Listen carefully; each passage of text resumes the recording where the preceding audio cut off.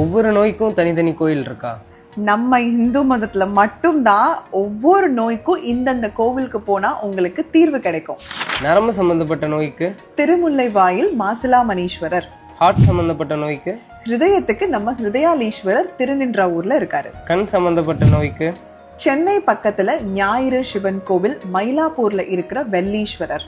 குழந்தைகளுக்கு நோய் வந்தா திருச்சி பக்கத்துல திருவாசி சிவஸ்தலம், அது மதுரையில குழந்தையானந்தா சுவாமிகள் சமாதியிலையும் நீங்க போய் வழிபடலாம். மனவியாதிக்கு திருச்சி பக்கத்துல குணசீலம் பாப விநாச தீர்த்தத்துல நீராடிட்டு வழிபட்டா அது சரியாகும். ஆபரேஷன்லாம் பண்ணா ஆப்ரேஷன் இல்ல, எந்த நோய் உங்களுக்கு நோய் அப்படின்னாலே வந்துட்டு பாண்டிச்சேரி பக்கத்துல வந்துட்டு படே சாஹிப் சித்தர் அப்படின்னு இருக்காரு. அவர் சின்ன பாபு சமுத்திரம்ல இருக்காங்க. இவங்க சமாதி இருக்கு. அங்க போய் நீங்க வழிபட்டீங்கன்னா செம்ம ரிசல்ட் இருக்கும்.